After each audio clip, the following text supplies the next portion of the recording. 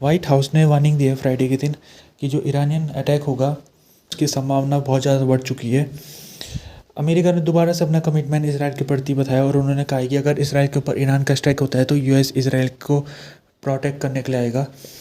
US ने इधर जो उसके डिप्लोमेट है इसराइल के अंदर उनको उसने कुछ इलाकों में जाने से मना कर दिया है। जो जॉन किर्बी है उन्होंने इसराइल काउंटर पार्ट के साथ वो कम्युनिकेशन में इस समय, ताकि कुछ भी अगर अटैक होता है इसराइल के ऊपर तो दोनों इसराइल और अमेरिका कोऑर्डिनेट कर सके।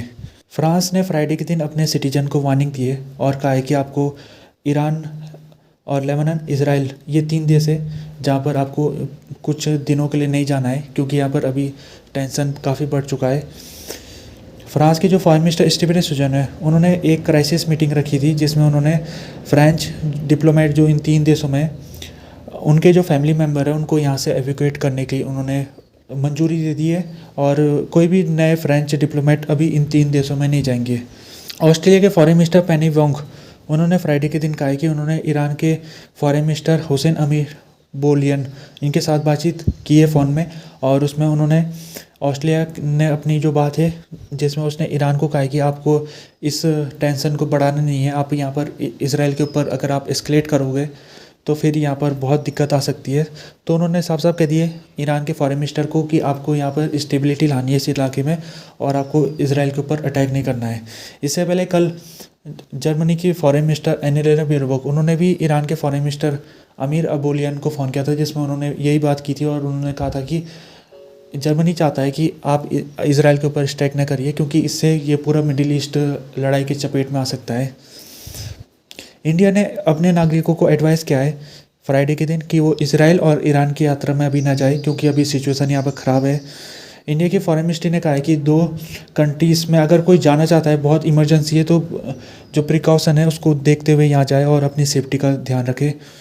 गाजा के लिए जो यहाँ से कॉरिडोर निकल लगा है, क्रॉसिंग जिसको हम कह सकते हैं, जहाँ से इसराइल और इजिप्ट रफ़ा क्रॉसिंग, एक इजिप्ट के रास्ते से गाजा की क्रॉसिंग है जहाँ से सप्लाई जा रही थी, दूसरी क्रॉसिंग खरेम सरोम क्रॉसिंग है जो कि इसराइल से गाजा के लिए जा रही थी। तो ये 2 क्रॉसिंग के रास्ते अभी सप्लाई गाजा के लोगों तक पहुँचाई जा रही थी। इसराइल ने 1 हफ्ते पहले कहा था कि वो 2 और क्रॉसिंग खोलने वाला है नॉर्थ गाजा में, एक अरेज क्रॉसिंग है और दूसरा अशदोद पोर्ट क्रॉसिंग है। तो उसने कहा था कि हम तुरंत इनको खोल देंगे, लेकिन 1 हफ्ते से ये अभी तक नहीं खुली थी। आज ये अपडेट मिली है कि अशदोद क्रॉसिंग खोल दी गई है और उसके रास्ते से नॉर्थ गाजा के लोगों तक सप्लाई पहुंचाई जाएगी। इसराइल ने कुछ दिन पहले कहा था कि वो एक दिन में 500 ट्रक लगभग गाजा के रास्ते भेजेगा इन क्रॉसिंग के रास्ते से होके हुए। तो ये उसने तब किया था जब वर्ल्ड सेंटर किचन का जो कन्वाई के ऊपर अटैक इसराइल की तरफ से हो गया था। उसके बाद इसराइल के ऊपर इंटरनेशनल प्रेशर पड़ गया था और उसके इंटरनेशनल प्रेशर की वजह से उसने ये जो सप्लाई से उसको बढ़ाया। इससे पहले वो लगभग एक दिन में 150 से 200 ट्रक भेज रहा था जो कि नाकाफ़ी है गाजा के लोगों के लिए। तो इसराइल ने इंटरनेशनल प्रेशर में आने के बाद भी 1 हफ्ते लग गए उसको क्रॉसिंग को खोलने के लिए। और यूएन के जो एजेंसी यहाँ पर सप्लाईज भेज रही है उनका कहना ये है कि जो क्रॉसिंग खुल रही है नहीं, उसमें भी जो इंस्पेक्शन है उसमें टाइम लग रहा है। दूसरा, इंस्पेक्शन जब हो रहा है तो कई सप्लाईज को इसराइल की सेना गाजा के अंदर जाने से मना कर रही है और उनको ट्रकों से बाहर निकाल लिया। तो कई ट्रक ऐसे जो आधी सप्लाई लेके जा रहे हैं केवल मात्र, क्योंकि आधी सप्लाई तो इंस्पेक्शन के समय निकाल दी जा रही है। तो इसकी वजह से भी जो सप्लाई गाजा के लोगों तक पर्याप्त मात्रा में नहीं पहुंच पा रही है। वर्ल्ड सेंटर किचन के कन्वाई के ऊपर अटैक में 7 लोग मारे गए थे। वो 7 वर्ल्ड सेंटर किचन एनजीओ से जुड़े हुए थे, एनजीओ के स्टाफ मेंबर थे। उसके बाद पोलैंड की सरकार ने इसराइल के ऊपर प्रेशर बनाना शुरू कर दिया था और कहा था कि आप पता लगाइए कि ये स्ट्राइक क्यों हुआ और किसकी गलती के कारण हुआ और यहाँ पर इन्वेस्टिगेशन आपको करनी पड़ेगी। इसराइल ने इन्वेस्टिगेशन कंप्लीट कर दी थी और उसने अपनी रिपोर्ट फाइल कर दी थी जिसमें उसने 2 ऑफिसर जिन्होंने इस स्ट्राइक की परमिशन दी थी उनको सस्पेंड कर दिया था। लेकिन पोलैंड ने इस इन्वेस्टिगेशन को रिजेक्ट कर दिया। उसने कहा कि इन्वेस्टिगेशन इंडिपेंडेंट नहीं थी क्योंकि फौज द्वारा ही इन्वेस्टिगेशन की गई थी। तो आज के दिन पोलैंड की सरकार ने जो इसराइली स्ट्राइक होता है WC के कन्वाई के ऊपर, उसको पोलैंड की सरकार ने मर्डर बताया और साथ में पोलैंड की सरकार ने कहा है कि ये जो केस है इसको इंडिपेंडेंट कोर्ट के सामने इसकी सुनवाई होनी चाहिए ताकि वाकई में पता लगाया जा सके कि कौन लोग इसके पीछे जिम्मेदार थे। डेमियन सोबोल 35 साल की उनकी उम्र थी। वो पोलैंड के नागरिक थे और WCK के कन्वाई में वो मौजूद थे जब WCK के गाड़ी के ऊपर स्ट्राइक हुआ था और उनकी मौके पर ही मौत हो गई थी। जर्मनी फ्रेश केस उसके ऊपर ICJ में शुरू होने वाला है कुछ दिनों में। ये जो केस है, ये निकारागुआ जो केस लेके गया था उसी की बुनियाद में केस लाया जा रहा है और इसमें भी आर्म सेल्स को बैन करने के ऊपर ये केस है। निकारागुआ जो केस लेके गया था जर्मनी के ऊपर, उसमें निकारागुआ ने कहा था कि जर्मनी जो इसराइल को आर्म सेल कर रहा है उसको जर्मनी के ऊपर पाबंदी लगनी चाहिए, क्योंकि जर्मनी जो ह्यूमन राइट काउंसिल का फाउंडिंग मेंबर है और जर्मनी अपने आप को ह्यूमन राइट के मामले में काफ़ी उच्च स्तर में रखता है। और क्योंकि इसराइल ह्यूमन राइट वायलेशन कर रहा है गाजा में, तो जर्मनी को हिसाब से इसराइल को वेपन नहीं भेजने चाहिए। उसकी सुनवाई अभी कोर्ट में चल रही है। ये जो दूसरा केस है इसमें जो जो गाजा में रहने वाले फ़िलिस्तीन लोग हैं उनके द्वारा ये केस लाया गया। उसमें कहा गया कि जो ये वेपन्स इसराइल को भेजे जा रहे हैं जर्मनी की तरफ से, उससे जो इसराइल है वो गाजा के लोगों के ऊपर हमला कर रहा है और गाजा के नागरिकों की हत्या कर रहा है। तो इसी को लेकर जर्मनी से इनकी गुजारिश है, कोर्ट में जब ये मामले जाएगा तो कोशिश ये करेंगे कि कोर्ट जर्मनी को ये ऑर्डर दे कि जर्मनी ये आर्म सेल ना करे। यूनिसेफ की स्पोक पर्सन टेस इंग्राम, इन्होंने कहा है कि ये जब गाजा में जा रही थी, वहाँ पर ट्रैवलिंग कर रही थी, तो इनकी गाड़ी के ऊपर फायरिंग हुई थी। तो इनका कन्वाई था, जब वो जा रहा था तो इन्होंने हमास को भी बता दिया था कि हम जा रहे हैं और IDF को भी बता दिया था। ये कहती है कि हमारे ऊपर फायरिंग किस डायरेक्शन से आई ये अभी हमको पता नहीं लग पाया है, लेकिन ऐसा लग रहा है कि जो फायरिंग हुई है वो चेक पॉइंट की तरफ से आई जहाँ पर इसराइल की सेना तैनात थी। ये आगे कहती है कि वो तो खुशनसीब है हमारे कि जो हमारी जो गाड़ी थी टोयोटा लैंड क्रूज़र, वो आर्मर गाड़ी थी और उसमें बुलेट प्रूफ गाड़ी थी, जिस कारण हम बच गए। ये उस चीज़ की याद दिलाती जो WCK कन्वाई के ऊपर स्ट्राइक हुआ था, वो भी कुछ इस प्रकार से स्ट्राइक, हालांकि उसमें तो इसराइल ने सेलिंग की थी, रॉकेट से फायर किया था, जिस कारण वो जो गाड़ी थी वो तो ब्लास्ट हो गया।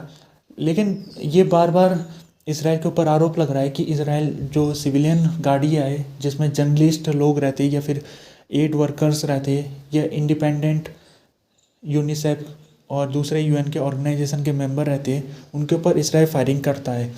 और इसराइल ने कुछ दिन पहले जब WCK कन्वाई के ऊपर उसने रिपोर्ट पब्लिश की थी, तो उसने ये कहा था कि अब अगर वो गाड़ी को अटैक करेगा तो पहले वो पूरी जांच कर लेगा कि जो गाड़ी है क्या वो वाकई में हमास की गाड़ी है या फिर कोई सिविलियन की गाड़ी है। अगर केवल हमास की गाड़ी हुई है तभी उसके ऊपर स्ट्राइक होगा। तो ये लगता है कि इसराइल की जो रिपोर्ट है उसमें इसराइल ने काम करना अभी तक शुरू नहीं किया है। सैकड़ों की संख्या में इसराइल के अल्ट्रा ऑर्थोडॉक्स मैन और लड़के, इन्होंने रैली निकाली थी जेरूसलम में। और ये जो रैली निकाली थी इन्होंने वो इसलिए निकाली थी क्योंकि जो इसराइल सरकार है वो अभी एक लॉ के ऊपर विचार करिए, अगर वो लॉ पास हो गया तो ये जो अल्ट्रा ऑर्थोडॉक्स जिनको यसेवी भी कहते हैं, ये फ़ौज में इनको सेवा देनी पड़ेगी। ये खिलाफ है। इनका कहना है कि हमारा जो रिलीजियस लॉ के हिसाब से हम फौज में सेवा नहीं दे सकते, हम केवल रिलीजियस बुक को हम स्टडी करते हैं, यही हमारा काम है। तो इनका कहना ये है कि ये रिलीजियस तौर में ये फ़ौज में दाखिला ये नहीं ले सकते, ये बैन है उनके लिए। लेकिन इसराइल सुप्रीम कोर्ट का जो फैसला आया था कुछ दिन पहले, उसमें इसराइल सरकार को सुप्रीम कोर्ट ने ऑर्डर दिया था कि 2 महीने के अंदर आप इन लोगों को मिलिट्री के सेवा में लाइए, नहीं तो इन लोगों की सब्सिडी को रोक दीजिए आप। अगर जो मिलिट्री में नहीं आएगा तो उसकी सब्सिडी रुक जाएगी, उसको पैसा सरकार की तरफ से नहीं मिलेगा। ये जो लोग हैं ये इसराइल की पॉपुलेशन का लगभग 10% हो चुके हैं टोटल। और इसराइल एक ऐसा देश है जो जहाँ पर मिलिट्री सेवा कंपलसरी है, केवल इन रिलीजियस अल्ट्रा ऑर्थोडॉक्स मैन और बॉयज़ को छोड़ के बाकी जो 90% है वो मिलिट्री में कंपलसरी सेवा देते हैं। इसराइल की जो पॉपुलेशन है आने वाले 20-30 साल में उसका जो डेमोग्राफिक है वो काफ़ी चेंज हो जाएगा। ये जो 10% पॉपुलेशन है ये बढ़ के 30% पॉपुलेशन हो जाएगी। तो ऐसी स्थिति में इसराइल को जो मिलिट्री में सेवा देने वाले जो नौजवान हैं उनकी कमी महसूस हो जाएगी अगर इन लोगों को मिलिट्री सेवा के अंदर नहीं लाया गया। तो इसी को देखते हुए इन लोगों को मिलिट्री में लाने की कोशिश हो रही है, लेकिन ये लोग नहीं आना चाह रहे और इसी के चलते इन्होंने जेरूसलम में प्रदर्शन किया था जिसमें सैकड़ों की संख्या में आए थे। ये रैली निकाले थे, लेकिन बीच में पुलिस के साथ इनकी झड़पट हो गई जिस कारण कुछ लोगों को चोटें आई है। जो लड़के थे जो इसराइली में पहुंचे हुए थे वो इसको खेल की तरह ले रहे थे और वो पुलिस के ऊपर पत्थरबाजी कर रहे थे। उनको लग रहा था कोई गेम चल रहा है, लेकिन ये जो मामला है ये बहुत ज़्यादा इसराइल गवर्नमेंट के लिए एक संकट बन सकता है, क्योंकि इसराइल इस समय गवर्नमेंट कोलिशन गवर्नमेंट नेतन्याहू की है जिसमें एक कोलेशन पार्टनर तो ऐसा है जो चाहता है कि इन लोगों को मिलिट्री में लाया जाए, मिलिट्री के अंदर, जबकि दूसरा अल्ट्रा ऑर्थोडॉक्स पक्ष से जो कोलिशन का सदस्य है उसका कहना ये है कि इन लोगों की जो एग्जम्पशन है उसको बरकरार रखा जाए। कोई भी पक्ष अगर नाखुश हुआ तो ये सरकार गिर सकती है। तो इसी को देखते हुए बेंजामिन नेतन्याहू अभी उनको समझ में नहीं आ रहा है कि वो इस मुद्दे में क्या करे, तो फिलहाल वो पोस्टपोन करते जा रहे हैं इसको। एक असेसमेंट हुई है यूएन की टीम की तरफ से खान यूनिस में। खान यूनिस में पिछले 1-2 दिन से इसराइल ने अपनी ट्रुप्स को विड्रॉ करना शुरू कर दिया था। तो अब ये जो लोग हैं जो रफा में पिछले 1-2 महीने से रह रहे थे, अब वो खान यूनिस की तरफ लौटने लग गए। तो जब खान यूनिस की तरफ वो लौट रहे तो उनको दिख रहा है जो घर को छोड़ के गए थे तो घर उनका अच्छी कंडीशन में था, लेकिन जब वो अब पहुँचे तो उनका घर टूटा फूटा स्थिति में, पूरा घर तबाह हो चुका है स्ट्राइक की वजह से। वो अपने इलाके को नहीं पहचान पा रहे, इस तरह से स्ट्राइक के कारण वो इलाका इतना तब्दील हो चुका है। यूएन ने अपनी टीम भेजी यहाँ पर असेसमेंट करने के लिए, और स्टीफन डुजरिक जो कि स्पोक पर्सन है यूएन सेक्रेटरी जनरल एंथोनियो गुतेरेस के, उन्होंने कहा है कि जो सड़कें हैं खान यूनिस की वहाँ पर कई ऐसे बम हैं जो पड़े हुए अभी तक उनका फूटे नहीं है वो, और ख़ासतौर में बच्चों के लिए ये जो रॉकेट, ये बम, ये खतरनाक हो सकते हैं क्योंकि बच्चे इनको खिलौना समझ के इनको हाथ लगा के इनको फोड़ सकते हैं अपने ऊपर। तो बच्चों के लिए काफ़ी बड़ा रिस्क है, और इनका कहना ये है कि लगभग 1000 की संख्या में ये बम पड़े हुए खान यूनिस के इलाके में जो फूट नहीं पाए, लेकिन वो रोड में पड़े हुए, कुछ रोड में, कुछ स्कूल के अंदर है, कुछ दूसरी बिल्डिंग के अंदर है।